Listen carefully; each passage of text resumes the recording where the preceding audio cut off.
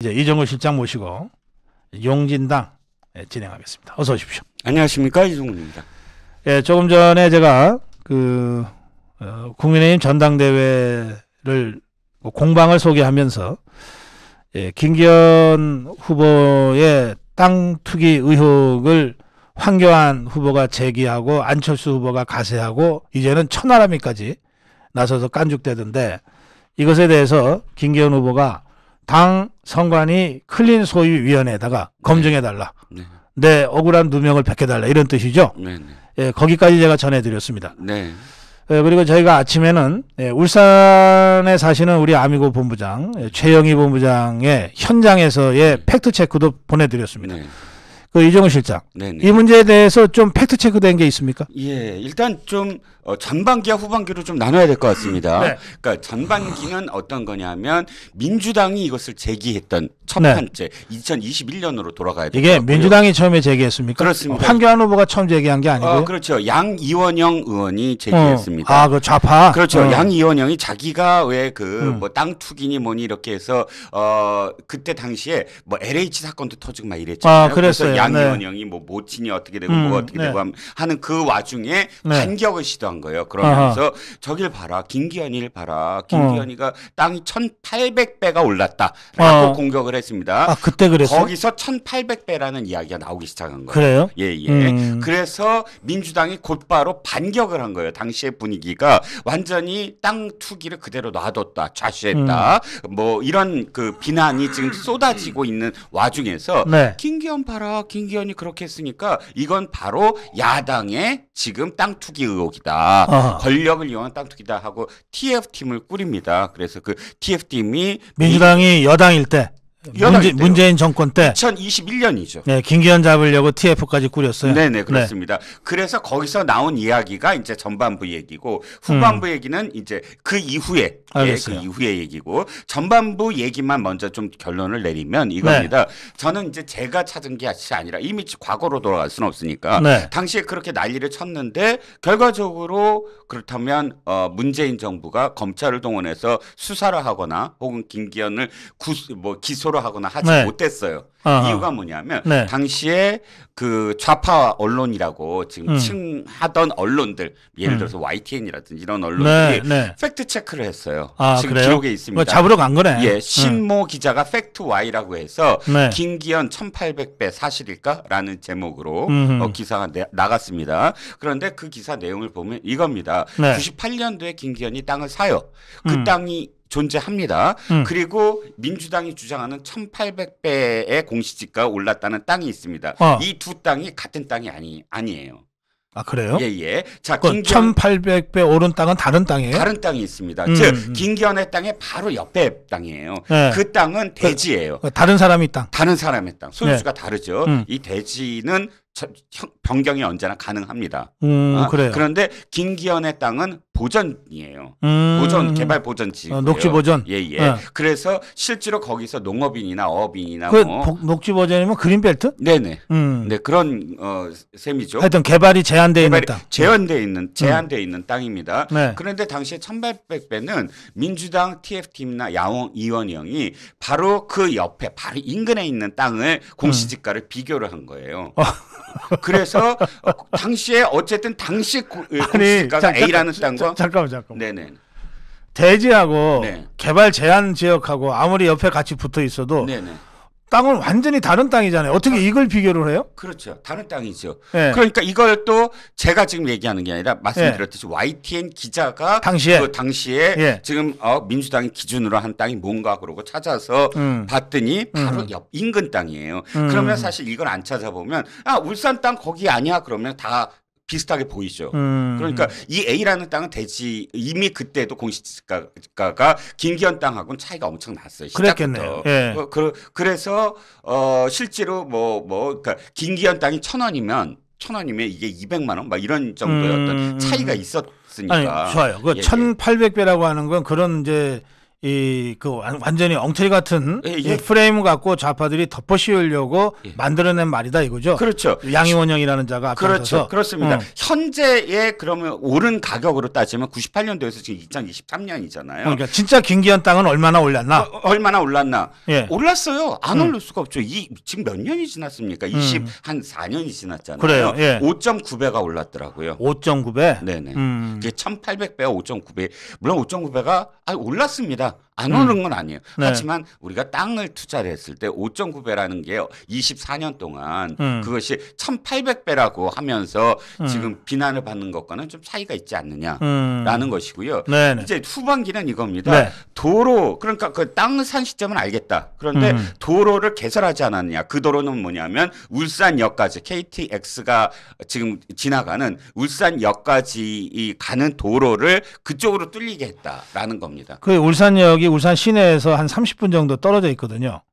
그러니까 이제 울산 시내에서 울산역까지 가는 도로를 내야 됐는데 그 도로가 지금 문제다 이 말씀이죠. 네, 그 도로가 바로 김기현 땅으로 연결이 돼 있다. 그래서 그 도로를 그렇게 개설하는데 영향력을 행사하지 않았느냐라는 겁니다. 저는 이제 후반기가 조금 놀라는 지금 황교안이 김기현에게 주로 공세하는 포인트도 바로 그거예요. 그 점이에요. 언제 얼마에 샀냐가 중요한 게 아니고 왜 그 땅이 똑바로 가둔 땅이 김기현 땅 쪽으로 휘어서 갔냐. 그거죠. 그렇습니다. 자, 그런데 이게 뭐냐면 전반기가 예를 들어 지금 MBN 오늘 토론은 1,800배 얘기가 조금 사라졌어요. 그게 어느 정도는 지금 이제 아는 거야. 알려진 거예요. 왜 처음에는 황교안 후보나 안철수 후보도 1,800배 얘기를 언급을 했거든요. 근데 이제 그럼 1,800배가 아니라 이 도로가 휘어져서 들어갔다라는 건데 그것도 조금 엄밀히 보면 저는 문제 제기는 할 수 있다. 그러나 김기현 의원이 억울할 수 있다라고 하는 지점이 있긴 있어요. 자, 정확하게 김기현 땅으로 가진 않아요. 아, 그래요? 이것도 역시 김기현의 땅 옆에 있는 마을 쪽으로 가요. 그럼 이게 차이가 있어요. 김기현 땅이 과연 바로 오를 것이냐. 그러니까 김기현 땅으로 완전히 갈 수 없는 구조예요, 구조가. 아, 그래요? 도로 자체가. 그래서 김기현 땅은 뭐가 걸쳐지냐면 터널이 걸쳐져요. 그런데 터널이 만약 뚫린다 그러면 김기현 쪽에 반박은 이겁니다. 터널 입구에서 만약에 도로가 지나간다 그러면 그거 땅 오를 수 있다고 치자. 근데 터널 중간을 지나간대요. 이 도로가. 그러니까 이 터널과 전혀 상관없는 이 특혜를 볼 수 없는 이 땅이다. 땅 자체가. 라는 게 김기현 후보 측의 지금 주장입니다. 지금 이제 황교안 아까 제가 전해드린 대로 현장에 답이 있다. 현장에 가봐라. 이러는데 지금 그 현장을 다 보고 보도한 이 기자들의 말은 그렇다는 거죠. 그렇죠. 그러니까 지금 그 현장을 본 건 마을 쪽에서 바라봤을 때 마을은 특혜를 입어요. 하지만 마을에서 바라보면 있습니다. 저쪽에 그 개발 제한 구역이 그 개발 제한 구역이 함께 그럼 특혜를 볼 수 있느냐? 알겠어요. 이거는 이제 오해 소지도 있지만 조금 억울한 점도 같이 있다. 정확하게 팩트 체크를 해보면 안다. 이제 이런 말씀이신데, 그럼 제가 궁금한 게 하나 있어요. 그러면 이런 의혹이 제기됐을 때 왜 김기현은 자꾸 뭉치듯이 그냥 지나가려다가 결국 이렇게 큰 이슈를 만들었을까요? 그러니까 처음부터 팩트를 정확하게 설명을 하면 되지. 그렇죠. 아니 팩트 Y만 하더라도 사실 그건 제가 찾아본 거예요. 저쪽에서 보도자료 뭐 이런 거를 내기 이틀 전에 제가 과연 이게 진짜 어떻게 된 건가. 왜냐하면 워낙에 황교안 후보가 강하게 나갔거든요. 황교안 후보가 사퇴하세요라고 처음부터 얘기를 하잖아요. 와, 이게 그렇게 큰 문제일까라고 처음부터 생각을 했어요. 그만큼 어떤 근거가 있기 때문이다라고 저도 생각을 그러면 계속 말씀하시죠. 그런데 저는 그래서 팩트 Y를 일단 보면서 이건 충분히 일단 항변할 수가 있다. 1,800배는 그런 쓰지 말아야 될 용어다. 왜냐면 저쪽에서 처음부터 2021년에 프레임을 걸려고 그건 악의적인 프레임이다. 악의적인 프레임이다. 그거는 똑바로 사실 얘기해야 된다라고 생각을 했는데 문제는 저는 김기현 후보 측이 잘못 판단했다라고 생각을 해요. 뭘 잘못 판단했냐면 이거 내가 말을 받아서 얘기하기 시작하면 1,800배가 아니다라고 얘기하기 시작하면 레이코프의 프레임 걸려드는 거다. 이걸로 계속해서 그러면 공방이 계속 이루어질 거다. 끝까지. 네. 그럼 내가 사실이 아니더라도 사람들 마음속에 그냥 야 김기현은 그래서 울산 시장이고 뭐 이렇게 될 거다. 무시해서 가자. 그래서 무시 전략을 썼다. 사실이 아니니까 넘어갈 거다라는 생각을 했다고 해요. 근데 그 판단이 뭐 어쩌다 저쩌다를 떠나서 저는 아무리 그렇다고 하더라도 끊을 건 끊고 가야 된다. 그래요. 예. 라고 생각을 합니다. 어쨌든 길이 휘어진 거는 왜 마을 때문에 휘어진 겁니까? 그렇죠. 그러면? 원래 길이라고 하는 거는 그렇죠. 이게 KTX 시내에서 KTX로 가는 KTX 이용을 좀 원활하게 하기 위해서 만드는 길이라면 그렇죠. 가급적이면 울산 시민들 많은 사람들이 이용할 수 있도록 경유해서 가는 거가 맞죠. 울산역으로 가게 만드는 이게 뭐 고속도로 놓은 게 아니라면. 그렇죠. 그러니까 지금 특혜를 받다라고 했을 때 앞에 부분과 뒤에 부분이 걸리는 게 바로 A라는 그런 지역. 네. 그 공시지가도 많고 하는 게 바로 마을이 걸려 있는 그 지역이거든요. 그 도로에 인접해 있고. 그래요. 예. 그거는 뭐 지역에서 길 낼 때마다 늘 이렇게 민원이 폭발하는 겁니다. 그렇죠. 아니 우리 마을은 왜 그냥 패싱하냐? 지나가냐? 이 일대를 봐라. 우리 마을이 그렇지. 지금 인구가 몇 명 있고 몇 명이 살고. 저 동네에 20가구밖에 없는데도 길이 가는데 우리는 50가구나 되는데 왜 우리를 왜 패싱하고 가? 좀 이쪽으로 들어왔다가. 그러니까 이거는 어느 지역에서나 도로가 날 때마다 계속 발생하는 하는 거거든요. 그러니까 만약에 그런 차원의 문제라고 하면 그거는 지역 주민들의 증언들도 얼마든지 나올 수 있겠네요. 그렇습니다. 우리가 일로 길 끌고 왔다. 그거는 사실 그 김기현 의원 측에서도 진짜 답답하다. 사실은 그걸 뭐 그래서 주민들한테 끌고 와갖고 다 설명을 하면 구차해 보인다. 뭐 이런 식의 어떤 생각을 갖고 있다고 하더라고요. 알겠습니다. 자, 이 문제는 이제 김기현 후보가 자발적으로 당 선관위 크린 소위 위원회에다가 이게 투기인지 아닌지 좀 검증해서 밝혀달라라고 요청을 했기 때문에 저는 선관위가 이 문제에 관해서 엄정하게 조사하고 지금 우리 이종구 실장도 조금 며칠 만에 이게 팩트 확인을 어느 정도 했잖아요. 그러면 지금 이종구 실장이 얘기한 정도라도 직접 현장에 가서 확인해 보고 공식 입장 발표하면 돼요. 자, 그럼 그거는 그런 방식으로. 저도 사실은 김기현 후보가 왜 처음부터 팩트를 정확하게 설명을 안 했냐. 그다음에 왜 이런 것으로 전당대회가 진흙탕으로 막 끌려 들어가는 게 빤히 보이는데 왜 선관위가 가만히 있냐. 후보 검증 지난번에 컷오프 하기 전에 서류 심사에서 몇 사람 탈락시켰잖아요. 그때는 선관위가 칼을 휘두르더니 왜 이런 건 가만히 있냐. 제가 그렇게 좀 강력하게 비판도 하고 좀 촉구도 했는데 어쨌든 김기현 후보 측에 요청이 있었으니까 이제는 선관위가 가만히 보고 있을 수는 없겠죠. 그렇습니다. 좀 기다려 보겠습니다. 자, 그리고요. 윤석열 대통령의 지지율 그리고 이 국민의힘의 지지율 이게 이제 양쪽에서 다 상당히 이 청신호가 지금 나오고 있네요. 제가 이제 고 박사님과의 세기의 내기에서 이제 질 가능성이 점점 높아지고 있다라는 신호입니다. 윤석열 대통령 지지율이 40%를 돌파하고 또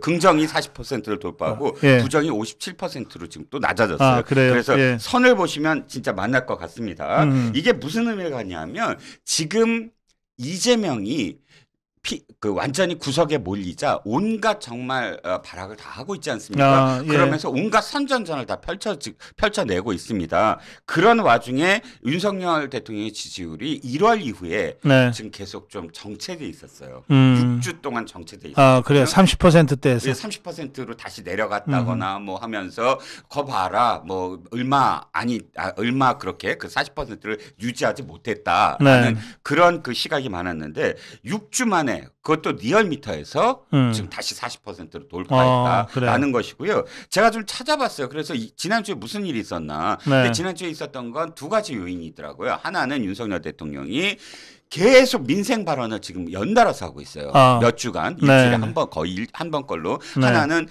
지금 거의 우리나라 금융사들이 완전히 이자 수익으로 베풀리고 있다. 근데 경쟁력이 있느냐 뭐 하면서 빚 비판을 했고 한 번은 이제 통신비와 관련해서 비판을 했고 네. 근데 오늘은 또 노동 문제를 얘기가 나오지 않았습니까? 이렇게 민생과 관련해서 계속 연달아서 발언을 한 것이 실질적으로 리얼미터 측에서도 민생 대통령의 그 호평이 있더라. 분석을 했어요. 두 번째 요인은 이재명 리스크가 도리어 이 연결이 돼서 민주당의 지지율까지 지금 완전히 끌어내리고 있다. 네. 지금 당 지지율도 연달아서 말씀을 드리면 이 당 지지율 왜 말씀을 드려야 되냐면 바로 이 일주일 동안 굉장히 민주당 의원들이 흔들릴 거다라는 거예요. 왜냐하면 민주당의 지지율이 30%를 지금 하향 붕괴됐다.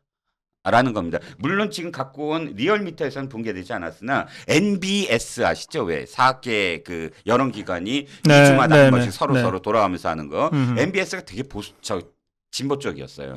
그래요. 예. 언제나 좀 이제 박했는데 여기서 26%까지 떨어졌어요. 민주당 지지. 더불어민주당 지지가. 예. 그러니까 30%대였거든요. 마지막 그 저지선이. 그래서 거기 국민의힘은 37 나왔던가요? 네네. 예. 그렇습니다. 37대 26인가 뭐 그 정도였습니다. 그러니까 지난주 일주일 동안 5개 여론조사 기관에서 전부 다 5대 빵이었어요. 전부 다 국민의힘이 앞섰는데 7%에서 적게는 많게는 17%까지 차이가 납니다. 그러니까 거의 오차 바깥이에요. 이렇게 됐다면 이건 무슨 뜻이냐면 바로 서울 지역을 중심으로 해서 수도권 지역을 중심으로 한 민주당 의원들이 이재명을 계속 내가 방탄하다가 나도 뒤집어 쓴다. 라는 판단을 할 수가 있는 지금 상황이라는 겁니다. 예. 근데 이게 그 20%대로 당 지지율이 떨어지는 거 있잖아요. 네네. 이거는 이미 이게 추락의 가속도가 붙어버린 거 아닌가요? 그렇습니다. 그리고 저것들이 네네. 뭐 여기서 중단할 것 같지도 않고 이재명이를 어떻게든 마지막까지 방탄을 하려고 할 테니까. 네네. 그러면 정말 아주 핵심적인 개딸들 빼놓고는 네네. 더불어민주당 잘한다는 사람이 누가 있겠어요? 그럼요. 그렇죠. 지금 딱 왜 코끼리가 보인다에 지금 그 예입니다. 이게 뭐냐면 방 안에 코끼리가 점점 살이 쪄가고 있는데 그걸 보면서 탈출을 하거나 코끼리가 적었을 때 내쫓아야 되는데 이미 자랄 대로 자라서 그냥 넋을 잃고 바라만 보는 그런 상황으로 돼버렸다는 거죠. 알겠습니다. 아까 이 울산시 땅 투기 의혹 네네. 관련해서 네. 이제 쭉 설명을 하셨는데 댓글에는 1800배 주장한 것은 황교안이 아니고 안철수다. 황교안은 많이 올랐다고만 했고 그거를 1800배 올랐다고 한 것은 안철수다. 이런 식으로 이 댓글을 올리셨는데 하여튼 참조하시기 바라고요. 예. 자, 그다음에 이제 대통령 지지율 관련해서 이게 어떻게 예전에는 대통령 명예훼손죄라고 하는 게 있었어요. 대통령 모욕죄. 네네. 대통령 모욕죄가 있었는데 네. 민주주의 국가에서 대통령 모욕죄를 따로 둔다는 게 이게 적절치 않다. 네. 뭐 보통 형사법에도 모욕죄라고 하는 게 있으니까 그렇게 해서 대통령 모욕죄는 아마 없어졌을 거예요, 지금. 그렇지만 이런 짓들 하는 걸 보면 이거 마음 같아서는 대통령 모욕죄를 이거 다시 부활해야 되는 것 아닌가 할 정도로 화가 나요. 네. 아니 윤석열 대통령 김건희 여사 이 사진을 인형에다가 붙여놓고 화를 쏘게 하고 두들겨 패게 하고 눈을 찌르고 이거 옛날에 이 재웅 가지고서 저주하던 그 수준 아닙니까 지금? 네, 그렇습니다. 더 충격적인 건 솔직히 그렇습니다. 지금 화살을 쏘는 거 있잖아요. 네네. 이게 기사화됐어요. 네. 기사화돼서 이 문제가 상당히 지금 어쨌든 공론의 장에 올라왔습니다. 그 다음에 이어진 퇴진 집회에서는 어떻게 될 것인가? 사실 아무리 이걸 변명한다고 하더라도 누가 됐든 그 누구가 됐든 이렇게 하는 것은 사실 혐오입니다. 그러니까 증오. 폭력적인 행위예요. 네. 증오를 부추기는. 네. 그러니까 그 다음 집회에서는 안 하겠지. 솔직히 그렇게 생각을 했어요. 네. 그런데 그 다음 집회는 더 가관이었습니다. 뭐냐면 아예 뭐 이렇게 크게 그 샌드백처럼 해놓고 아이들한테 마음껏 때려. 뭐 이렇게 한다든지 아니면 땅바닥에 그걸 내팽개치고 우산으로 찌르는 장면, 눈을 찌르는 장면이 지금 사진으로 나왔습니다. 네. 더 극악해진 거죠. 그리고 더 그것을 깔깔대면서 즐기는 거예요. 네. 괴벨스가 이렇게 얘기를 했습니다. 증오야말로 지금 소속 있는 사람들을 결속시킬 수 있는 가장 큰 힘이다. 라고 즉 선동에 있어서의 증오가 가장 필요한 그런 그 영역이다라고 네. 괴벨스가 이야기했듯이 지금 증오를 부추기면서 자기네들을 결집시켜야 된다. 그러니까 이재명을 지키고 그 다음에 계속 이 이탈하는 제정신을 갖고 있는 사람들의 이탈을 막아야 된다. 그래서 더욱더 증오를 부추긴다라고 할 수 있겠죠. 그래. 제가 아까 대통령 모욕죄라고 그랬더니 국가원수 모독죄. 예, 법 이름은 국가원수 모독죄였습니다. 그렇죠. 예. 국가원수 모독죄. 이걸 다시 부활할 수는 없는 것이고요. 그러나 지금 이 종북 주사파 세력들이 윤석열 대통령, 김건희 여사를 상대로 하는 이 짓거리들을 보면 그야말로 폐륜적입니다. 어떻게 애들을 시켜서 그런 짓을 하게 하고 그걸 또 깔깔대고 웃고 또 그걸 사진 찍어 갖고서 SNS에다가 올리고 영상을 돌리고 예. 그러면서 자기네들은 차별금지법이라는 걸 만들면서 네. 정치 혐오적인 어떤 발언을 금지하자라고 이야기하는 이중적인 그런 행태를 보이고 있죠. 네. 예, 말씀 중에 데이빗 양 님이 실버아미고에 오셨습니다. 환영합니다. 어서 오십시오. 자, 이제 이 노란 이게 사실은 불법 파업 조장법인데요. 예. 좌파들이 이걸 노란봉투법이라고 먼저 네이밍하는 바람에 모든 언론이 다 노란봉투법이라고 지금 받아쓰고 있습니다. 불법 파업 조장법, 이 노동관계법 개정안인데 이정식 고용노동부 장관, 추경호 경제부총리에 이어서 경제 6단체까지 공동 성명을 내고 반대를 했는데 반면에 이 이재명이는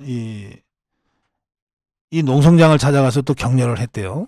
그리고 아마 여기에 무슨 정의구현 사재단 쪽에서 가세했나 뭐 그런 소식도 들립니다. 네, 예, 이 상황 어떻게 보십니까? 일단 노란봉투법을 주춤했어요. 민주당이. 네. 그러니까 왜냐하면 워낙에 국민들도 당시에 이제 민주노총의 행태도 알게 되고 또 네네. 우리나라에 있어서 어쨌든 이 노조 문제가 정말 제대로 자리를 잡아야 된다라고 생각을 하는 그런 와중이었기 때문에 근데 기억하시죠? 제 코너에서 제가 또 소개를 했지만 노란봉투법을 포기한다. 이름만 살짝 바꾸는 거죠. 포기하는 게 아니라. 그래서 그만큼 자기네들이 지금 노란봉투법을 계속 유지하기 힘들구나라는 판단이 있었다라고 지금 말씀을 드렸는데 웬걸 갑작스럽게 지금 입장을 돌렸습니다. 그리고 이제 강경 드라이브를 거는 거예요. 첫 번째 포인트는 저는 정의당이었다고 봅니다.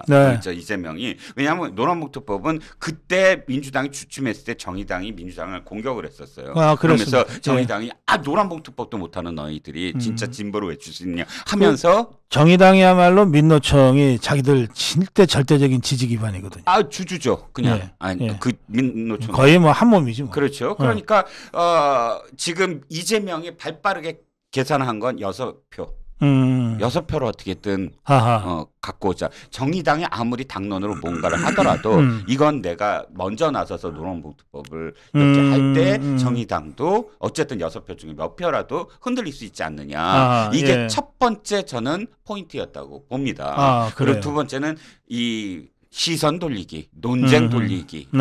자기가 방탄이고 뭐 하고 뭐 하는 모든 것들을 언제나 지금 파국이야. 그리고 그걸 막아내야 돼. 이거 위험해. 라는 긴장 분위기를 이렇게 조성하려면 쟁점 법안이 늘 있어야 되고 그 쟁점 법안으로 노란봉투법을 택해서 이건 이 정부와 우리가 지금 투쟁을 하고 있다.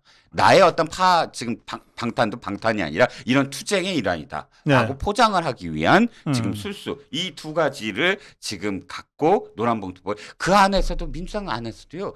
이거 지금 당장 하다가 우리가 큰일 나. 지금 민노총 다 까발려졌는데 어떻게 라는 분위기가 있었거든요. 상당히. 근데 그걸 시끄러. 나 살아야 돼. 그러고 지금 뛰어든 거죠. 하긴 뭐 이재명이 눈에 뵈는 게 있겠어요? 아무것도. 지가 감옥 가게 생겼는데. 나라가 절단이라든 아니면 기업이 어떻게 됐든 이제부터 이게 정말로 대통령이 진짜 그 거부권을 행사하지 않고 듣는 그런 상황이 만약에 된다면 워낙 169명이니까 패스트트랙을 하든 뭐라든 통과될 수 있잖아요. 지금 현행법에서는. 그렇다면 그다음부터 어떻게 되는지 아십니까? 우리나라는 매일같이 파업을 하고 매일같이 농성을 할 겁니다. 그러니까 지금 모든 하청업체들이 모두 다 원청한테 가서 다 파업을, 그러니까 무슨 이유든 상관없이 다 파업을 할 수 있는 그런 법이거든요, 이게. 이게 지금 우리 이제 이종호 실장 해설하신 대로 이 희대의 악법을 지긋들이 생각해도 이건 좀 너무 말이 안 돼 싶어서 주춤했던 거 아닙니까? 네네. 그런데 이거를 다시 이재명이가 강하게 드라이브를 거는 것은 이 민노총과 거의 한 몸처럼 되어 있는 정의당이 이재명 체포동의안 때 우리는 찬성할 거야라고 막 겁박을 하면서 정의당을 어떻게든 좀 무마시켜 보기 위해서 이걸 들고 나왔다. 노란봉투법을. 이제 그런 해설이신데, 자, 뭐 그건 그렇고 체포동의안 표결이 27일 날 있습니다. 그런데 지금 더불어민주당의 지도부는 당론 채택은 안 하겠대요. 끝까지. 네. 그런데 소속 의원들을 설득을 하겠대. 아니 차라리 당론 채택해서 그냥 가지. 나 정말 이것들 이런 대목에서도 꼼수를 쓰나 싶기도 하고요. 꼼수가 사실은 꼼수 정도가 아니고 지금 뭐든지 다 하겠다라는 거예요. 저는 당대표가 말이죠. 이렇게 열심인 사람은 처음 봤어요. 그러니까 다 편지도 따로따로 친전이라고 보내지, 메일도 보내지, 텔레그램으로 또 아까 이렇게 그 문자도 보내지, 그리고 일일이 가장 그 반대했던 사람들 따로따로 만나지. 그런데 이렇게 하면서 사실 뭘 하냐면 저기를 해야죠. 이슈를 얘기하고 우리 당이 어떻게 될 건가를 얘기하고 총선 승리를 얘기하고 그런 걸 얘기한다 그러면 저는 정말 박수를 칠 겁니다. 와, 당대표 이런 당대표가 어딨어. 매일같이 일을 하네. 그게 아니라 그 모든 행위를 나 좀 살려주세요라고 한다면 이건 당을 그러니까 내 목적으로 모든 나의 권한을 행사하는 거잖아요. 네. 이건 사실 역대 어떠한 정권의 정권이 아니죠. 어떠한 정당의 어떠한 당대표도 이래 본 적이 없어요. 아니 당원들이나 당 그 의원들은 얼마나 기가 막힐 거예요. 자기를 살려달라고 이렇게 애원하는 당대표. 근데 이건 진짜 권위가 있습니까? 그 다음부터는 당대표로서의 권위가 없어지잖아요. 왜? 나 살려달라고 이렇게 애원하는 당대표를 누가 그러면 너의 권위를 인정해 주겠어요. 안 그래도 어쨌든 이렇게 해야죠. 내가 급하더라도 당을 살리는 것은 나를 살리지 말고 당을 생각해라. 그러니까 진짜 이 사람이 말이 안 되는 게 이거예요. 자기가 표현하는 대로 누가 보더라도 이거는 구속 요건이 안 된대요. 그러면 판사는 보지도 않고 이건 그냥 기각시켜 버릴 거야. 아니 누가 보더라도 구속 요건이 없는데 다 할 거 아니에요, 판사가. 요새 그 이적이라는 말이 유행하더라고. 네, 그렇죠. 아이고, 그것도 오래된 옛날도 아니에요. 1년 전에 이 이재명이가 막 씹으려 놓은 것들이 그대로 지금 상황에 이재명이를 그 화살이 돼서 지금 제가 돌아오고 있어요. 그거 좀 찾고 있는데 정말 뭐 조선 왕조 실록만큼의 데이터더라고요. 아, 이재명이가 말한 게 말이 많아. 말이 많아. 정말 이거 저 옛날 트위터. 그러니까 그 옛날에 성남시장 할 때는 아니 그 시정 어떻게 언제 하지? 이렇게 하루 종일 이걸 하고 있으니? 라고 사람들이 얘기했으니까. 시민들이 좋은데요. 이거 하시다가 저 시정은 언제 하세요? 라고 맨날 이 트위터에 달았는데 불체포 특권의 그 항목만 따로 해도 책 몇 권이 나옵니다. 2022년 5월 22일, 5월 11일, 2월 22년만 해도 3번이나 내가 인생을 살면서 부당한 일을 한 일이 없기 때문에 아무리 안팎해도 걱정이 안 됩니다 그러면서 방탄 그러는데 물도 안 들어간 물총을 누가 겁냅니까? 그런 사람이 왜 살려달라고 모든 의원들한테 텔레그램으로 그렇게 얘기를 해요. 그러니까. 왜 겁을 냈지? 이거 진짜 쫄린 거잖아요. 아까 내가 권위가 떨어졌다는 건 지금 우습게 보이는 거잖아요. 이렇게 하면 우습게 보이지 않겠습니까? 보스가 나 살려달라고 무릎 꿇고 애원하는 건데. 근데도 불구하고 그땐 또 허세. 이때도 쫄렸을 텐데 허세가 한두 번이 아닙니다. 특권 대신 일하는 국회를 만들겠습니다. 중대 범죄의 경우 국회의원 불체포 특권 폐지를 추진하겠습니다. 이런 얘기를 왜 하냐고. 이때도 쫄렸을 텐데. 허세 부리다가 지금은 애원하고 무릎 꿇고 애원하고 있는 그런 사람을 우리는 보고 있습니다. 알겠습니다. 자, 이재명 체포동의안 28석 이제 정의당이 찬성한다고 공개적으로 입장을 표명했기 때문에 정의당 찬성까지 계산을 하면 더불어민주당 안에서 28명이 찬성표를 던지면은 이재명이는 이제 그날로 잡혀 들어가는데 가능성이 어느 정도 있습니까? 저는 반반이라고 생각합니다. 가능성 반반이나 됩니까? 왜냐하면 진짜 제가 지난주에 계속 그렇게 얘기를 했어요. 사람들에게 여론조사가 관건이다. 여론조사가 어떻게 나오느냐. 왜냐하면 추세선이 점점 떨어지고 있었기 때문에 첫 번째는 30%가 돌파하느냐. 두 번째는 서울 수도권 지역의 민주당 지지율이 어떻게 되느냐. 이 두 가지를 봐야 된다. 실질적으로 그들은 이재명이 어떻게 되든 상관이 없는데 자기 금배지를 유지할 수 있느냐가 절체절명의 어떤 이 생각이기 때문이다. 그런데 현재 어떤 지지율이 앞으로도 27일 전까지 한 3번은 더 나와요. 당의 지지율이. 그런데 선행이 참 중요한 거거든요. 시작할 때 선행이. 아까 말씀하신 주간에. 지지율이 26%. 네네. 아마 최저치 기록을 했을 텐데요. 예, MBS가. 이게 24, 22, 19 이렇게 떨어지는 순간 더불어민주당 끝나는 거죠. 예. 여론조사 기관도 사실은 선행에 사실 따라가는 추세가 많아요. 어떤 분위기를 봤을 때 물론 그걸 일부러 만드는 건 아니지만 그러니까 국민들이 답을 할 때 사실 영향을 받는 거죠. 그것도. 네. 그러니까 앞으로 남아있는 게 제가 보기엔 한 3번 남아있어요. 예. 당 지지율 나올 게. 근데 선행되는 MBS와 리얼미터가 지금 급추락을 했기 때문에 나머지들에서 계속 연동이 돼서 그럼 언론들은 계속 받을 거예요. 위기, 당 위기 어떻게 돌파할 것인가, 방탄으로 과연 지지율을 계속 이렇게 추락하는 걸 계속 지켜봐야 되나 이런 식의 사설까지 마냥 나오면 저는 흔들릴 수 있다라고 보는 겁니다. 그런데 지금 체포동의안 국회가 처리해야 될 체포동의안은 미래하고 대장동하고 성남 FC 관련되는 겁니다. 그러니까 그와 별도로 수사는 지금 대북 송금 의혹 사건 수사가 지금 굉장히 심각한 국면으로 지금 가고 있습니다. 예, 심각하고 굉장히 빠르게 진행이 되고 있어요. 예. 왜냐하면 실질적인 증거가 지금 나오고 있기 때문입니다. 두 가지. 그리고 백현동은 백현동대로 또 정자동의 호텔 의혹 이건 또 그것대로 지금 막 시작되고 있거든요. 진전되고 있죠. 그래서 이제 이것대로 이제 앞으로 계속 우리가 추이를 지켜봐야 될 건데요. 오늘은 그 대북 송금은 상당히 지금 진전이 됐죠. 대북 송금 문제가 불거졌는데 솔직히 말씀드리면 오늘 가장 큰 이슈예요 이게. 물론 이재명 쪽만이 아니라서 그렇긴 한데 장세정이라는 논설위원이 있습니다. 중앙일보 논설위원이 칼럼을 썼어요. 칼럼을 썼는데 칼럼 안에 있는 내용이 지금 핵폭탄급입니다.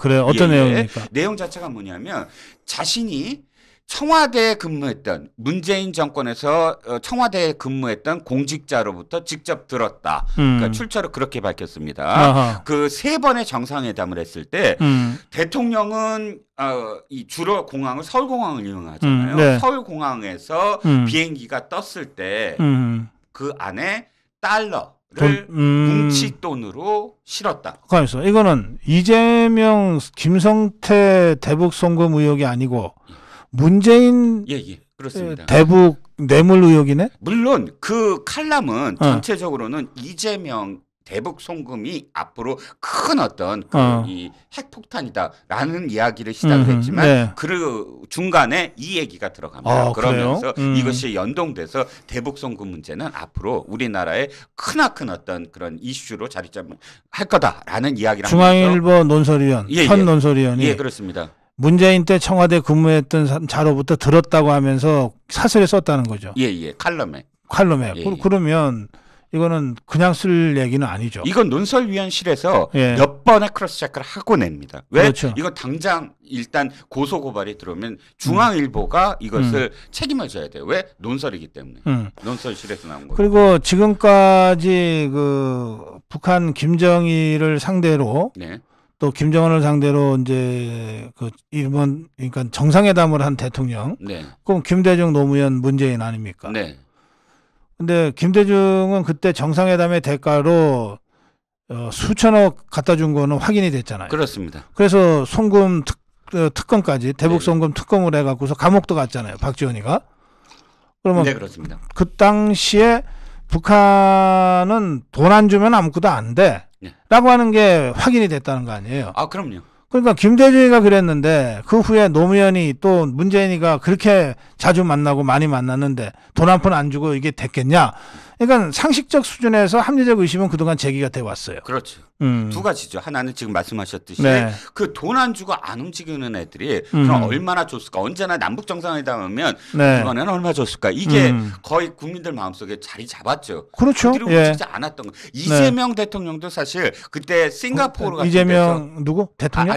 이명박 대통령. 아, 이명박. 예. 이명박 대통령이 정권 초기에 싱가포르에서 이 우회적으로 이 회담을 시작을 해본 거예요. 그러니까 너희들이 제대로 우리 말을 들어봐라 하고. 네. 근데 그때 당시에도 돈 달라. 이런 얘기부터 했다라는 후일담이 있지 않습니까? 네. 그러니까 지금 이것도 사실 이게 정말 충격적인 게 지금 김대중이나 노무현이나 모두 다 우회했어요.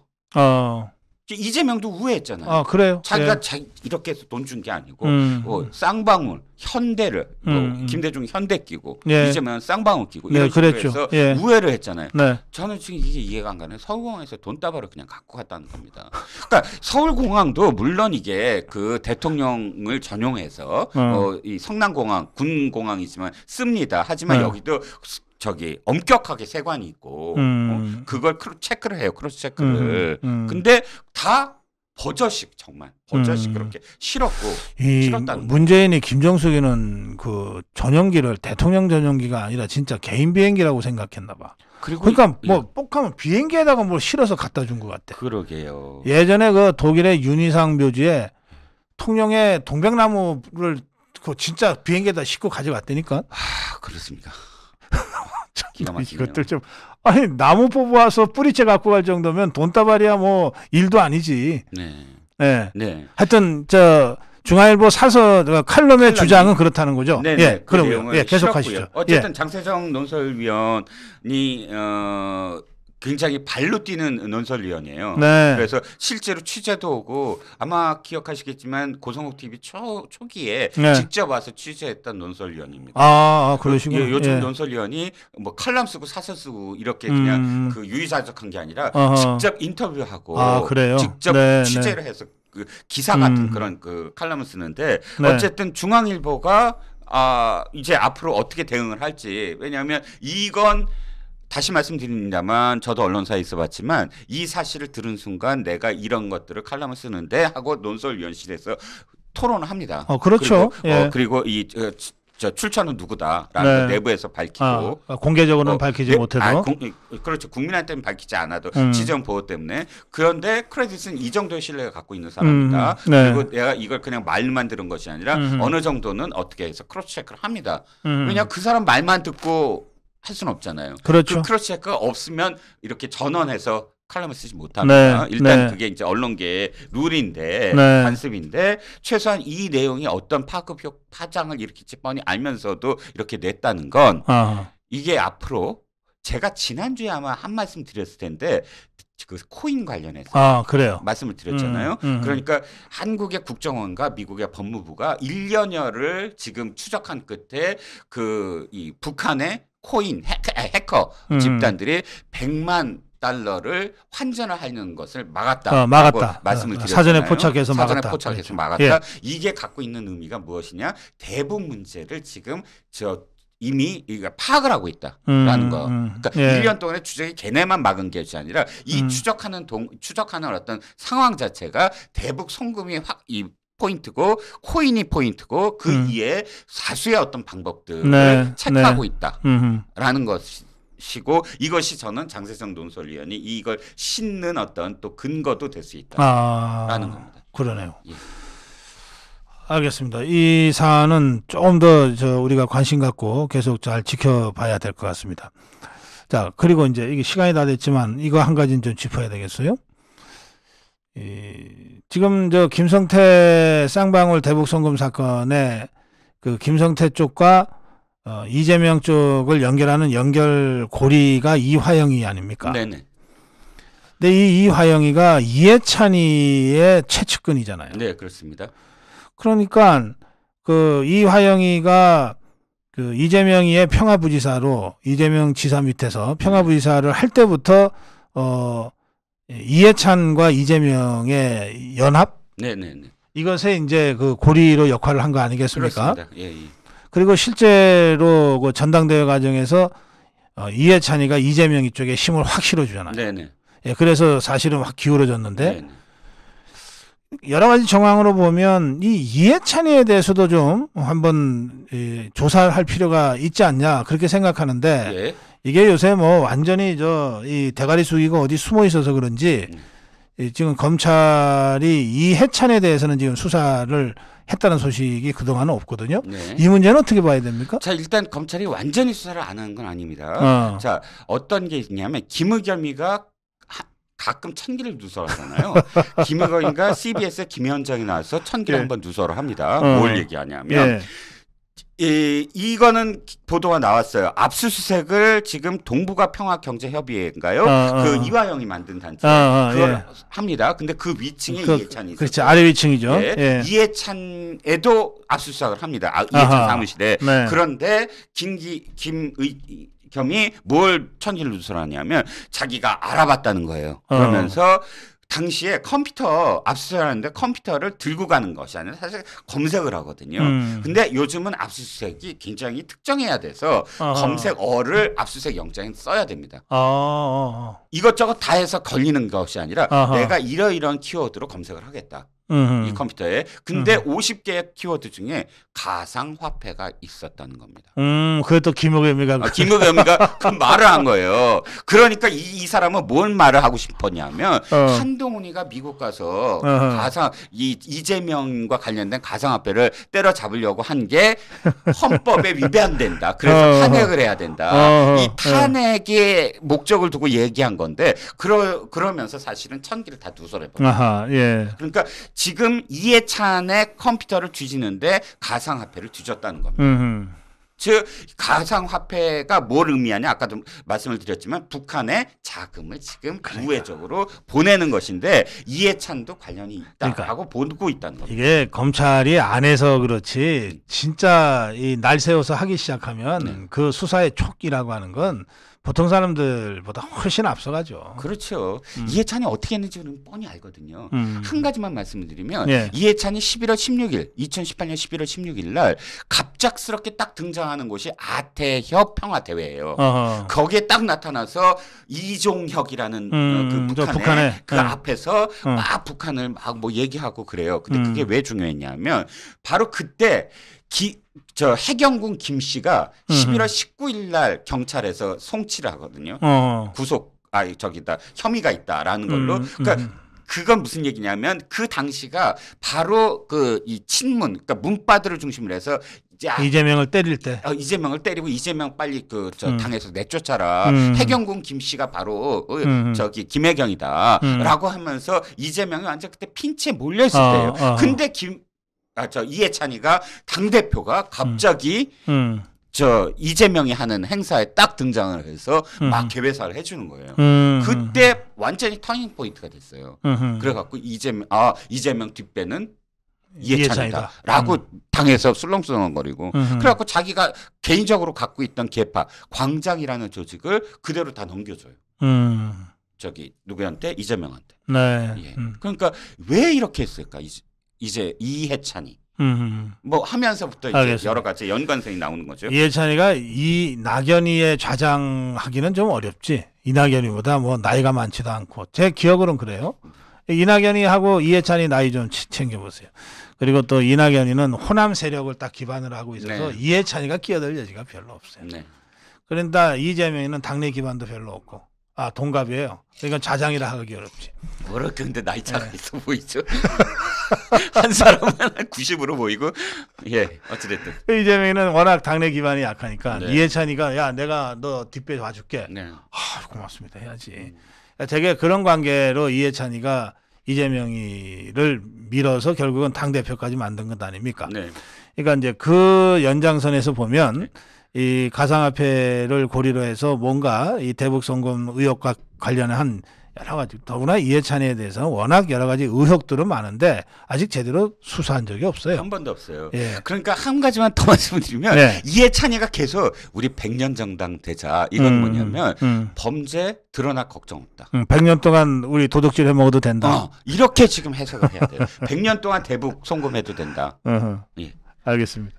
이 모든 사안들이 우리가 대선 선거에서 져서 이재명이한테 정권을 넘겨주면은 뭐 알 수도 없고 알아도 뭔가 의혹을 제기해도 메아리 없는 외침으로 끝날 수밖에 없는 그런 사안들이었어요. 네네. 이제 이것들이 이제 하나하나 앞으로 밝혀지게 될 겁니다. 네. 예, 오늘 용진단 마무리 한 말씀 들을까요? 혼란의 시대입니다. 별의별 게 다 나옵니다. 하지만 그럼에도 불구하고 지금 너무 피로해 하시지 마시고 우리가 5년 동안 사실을 헤집어 놓은 거 아닙니까? 그 5년에 헤집어 놓은 것들이 드러나는 것 묵묵히 우리 지켜보면서 진실이 어디까지 밝혀지는지 참고 아무리 피로해도 묵묵히 이 진실을 밝히고자 하는 마음을 끝까지 가져주셨으면 하는 마음입니다. 예, 말씀 감사합니다.